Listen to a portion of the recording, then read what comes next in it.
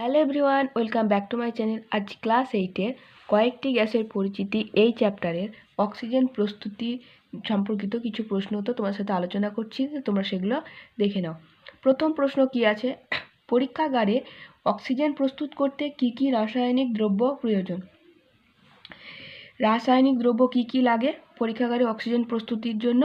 দু রকম জিনিস লাগে, সেটা হচ্ছে পটাশিয়াম ক্লোরেট আর একটা হচ্ছে ম্যাঙ্গানিজ ডাইঅক্সাইড। মেন হচ্ছে পটাশিয়াম ক্লোরেট, এটার বিয়োজনে অক্সিজেন উৎপন্ন হয়। এখানে ম্যাঙ্গানিজ ডাইঅক্সাইড যেটা ব্যবহার করে সেটা অনুঘটক হিসাবে ব্যবহৃত হয়। ঠিক আছে, পটাশিয়াম ক্লোরেটের সংকেত হচ্ছে KClO3 আর ম্যাঙ্গানিজ ডাইঅক্সাইডের সংকেত হচ্ছে MnO2। নেক্সট আছে, পরীক্ষাগারে অক্সিজেন প্রস্তুতির রাসায়নিক সমীকরণটি লেখো।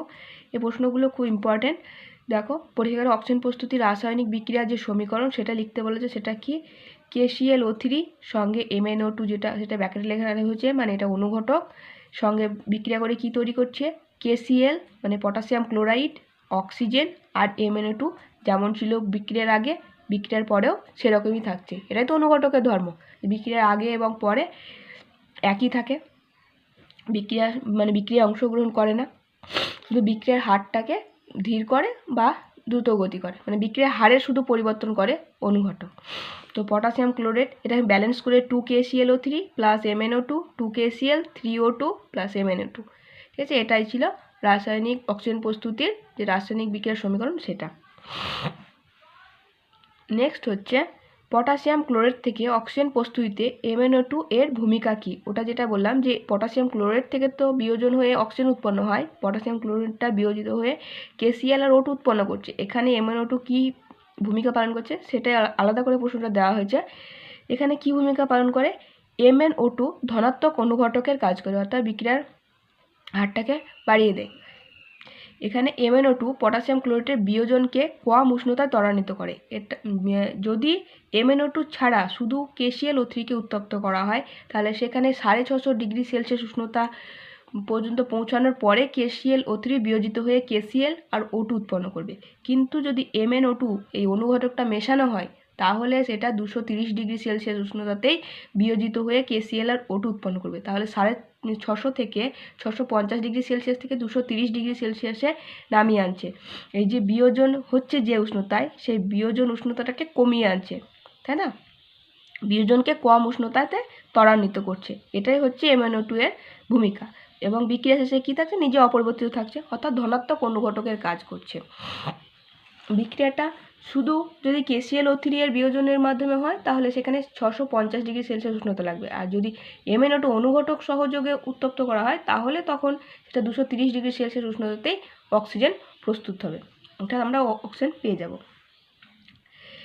নেক্সট দেখো, হাইড্রোজেন পারঅক্সাইড থেকে কিভাবে অক্সিজেন পাওয়া যায়? এখানে লেখা থাকে যে সাধারণ উষ্ণতায় হাইড্রোজেন পারঅক্সাইড থেকে কিভাবে অক্সিজেন পাওয়া যায়, সমীকরণ সহ লেখো। হাইড্রোজেন পারঅক্সাইডের সংকেত কি? H2O2। H2O2 হচ্ছে হাইড্রোজেন পারঅক্সাইড।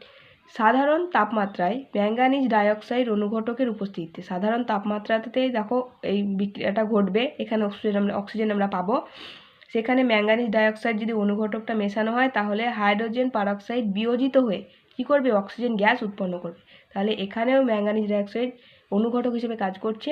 H2O2 বিয়োজিত হয়ে H2O আর O2 উৎপন্ন করছে। আর MnO2 যেমন ছিল সেরকমই আছে। তো H2O2 এটা সাধারণ উষ্ণতাতে বিক্রিয়াটা ঘটছে, কোনো হিট লাগবে না, সাধারণ টেম্পারেচারে এই বিক্রিয়াটা ঘটছে। সেটা MnO2 দিলে পরে বিক্রিয়াটা তাড়াতাড়ি হচ্ছে। তো এটাই হলো, জল আর অক্সিজেন বিয়োজিত হয়ে যাচ্ছে H2O2। নেক্সট, জলের তড়িৎ বিশ্লেষণে কোন তড়িৎদ্বারে অক্সিজেন গ্যাস উৎপন্ন হয়? জলের তড়িৎ বিশ্লেষণ করেও আমরা অক্সিজেন গ্যাস প্রস্তুত করতে পারি।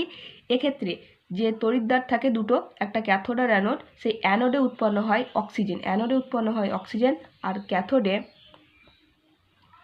ক্যাথোডে কি পাই আমরা? হাইড্রোজেন। ক্যাথোডে কি বিক্রিয়া ঘটে? বিজারণ। আর অ্যানোডে কি হয়? জারণ বিক্রিয়া। জলের অণু যখন ভেঙে H+ আর OH- উৎপন্ন করে, এই OH- থেকেই অ্যানোডে কি উৎপন্ন হয়? অক্সিজেন উৎপন্ন হয়। এখানে জারণ বিক্রিয়া ঘটে। নেক্সট দেখো, KClO3, শুধুমাত্র KClO3 উত্তপ্ত করে অক্সিজেন গ্যাস উৎপন্ন করতে কত তাপমাত্রা প্রয়োজন? এখানে সেটাই দিয়েছি যে অনুঘটক ছাড়া শুধু KClO3 কে যদি উত্তপ্ত করা হয় তাহলে অক্সিজেন গ্যাস যদি উৎপন্ন করতে কত উষ্ণতায় উত্তপ্ত করতে হবে বা কত তাপমাত্রা প্রয়োজন, এটা হবে 650 ডিগ্রি সেলসিয়াস। তো এই কয়েকটাই ছিল অক্সিজেন প্রস্তুতি সম্পর্কিত কয়েকটা প্রশ্ন উত্তর। দেখা হবে নেক্সট ক্লাসে। ততক্ষণের জন্য তোমরা ভালো থেকো, সুস্থ থেকো। Thanks for watching.